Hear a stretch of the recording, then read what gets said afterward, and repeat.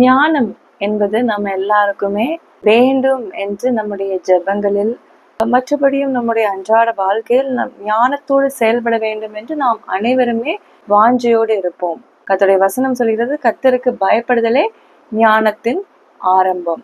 கர்த்தருக்கு பயப்படுதல் என்றால் என்ன? நீதிமொழிகள்ல நம்ம வாசிக்க முடியுது, தீமையை வெறுப்பதே கர்த்தருக்கு பயப்படும் பயம். அந்த வசனம் தொடர்ந்து என்ன சொல்கிறதுன்னா, சில தீமைகளை சுட்டி காட்டப்பட்டுள்ளது. என்னென்ன தீமைகள் என்றால், பெருமை, அகந்தை, தீய வழி, புரட்டுவாய். இது எல்லாவற்றையும் கர்த்தர் வெறுக்கிறார் என்று கர்த்தருடைய வசனத்தில் நாம் வாசிக்க முடிகிறது. அப்படி என்றால், இப்படிப்பட்ட தீமைகளை வெறுப்பதே கர்த்தருக்கு பயப்படும் பயம். இந்த தீமைகளை வெறுத்து நாம் கர்த்தருக்கு பயந்தால் நமக்கு ஞானத்தை தேவன் தருகிறவராய் இருக்கிறார். இந்த நாளில் சற்று சிந்தித்து பார்ப்போம்.